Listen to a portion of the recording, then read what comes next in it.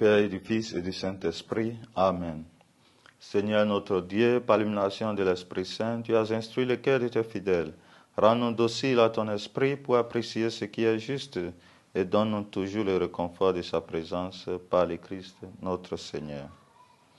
Évangile de Jésus-Christ selon Saint Jean.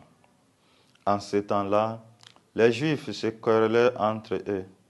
Comment celui-là peut-il nous donner sa chair à manger? Jésus leur dit alors, Amen, Amen, je vous le dis. Si vous ne mangez pas la chair du Fils de l'homme, et si vous ne buvez pas son sang, vous n'avez pas la vie en vous. Celui qui mange ma chair et boit mon sang a la vie éternelle, et moi je le ressusciterai au dernier jour. En effet, ma chair est la vraie nourriture, et mon sang est la vraie boisson. Celui qui mange ma chair et boit mon sang demeure en moi, et moi, je demeure en lui. De même que le Père qui est vivant m'a envoyé, et que moi, je vis par le Père.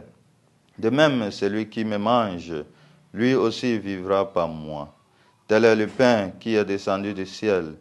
Il n'est pas comme celui que le Père a mangé, et ils sont morts. Celui qui mange ce pain vivra éternellement. Voilà ce que Jésus a dit alors qu'il enseignait à la synagogue de Capharnaüm. Acclamons la parole de Dieu. Louange à toi, Seigneur Jésus. Chers fidèles du Christ, aujourd'hui, vendredi 28 avril, nous sommes toujours dans la 3e semaine de Pâques. Non pas à nous, Seigneur, mais à ton nom donne la gloire. Dieu mérite toute gloire en tout temps. Nous sommes tous des instruments entre les mains de Dieu. Et tout ce que nous obtenons de bien dépend de la grâce de Dieu. Cela implique de la gratitude et de la reconnaissance de notre part. Nous reconnaissons Dieu comme la source de la grâce et nous le remercions pour toutes ses bénédictions en tout temps. Cette réponse chrétienne de reconnaissance et de gratitude à la bienveillance divine n'ajoute rien à la grandeur de Dieu, mais rend seulement le sujet plus digne de recevoir de plus grandes bénédictions.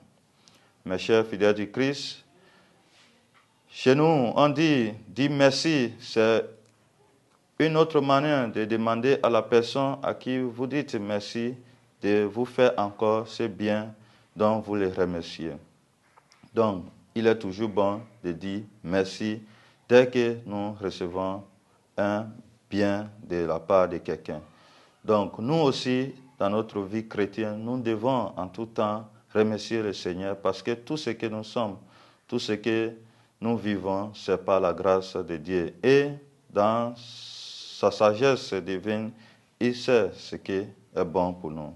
Nous devrons donc toujours savoir que, quelle que soit notre situation, elle pourrait plus être pire sans la grâce de Dieu. En tant que tel, dans toutes les situations, nous devons rendre grâce à Dieu. Demandons au Seigneur donne cette capacité d'être toujours reconnaissants des biens qu'il continue de faire et accomplir dans la vie de ses enfants. Et que Dieu Tout-Puissant vous bénisse, le Père et le Fils et le Saint-Esprit. Amen.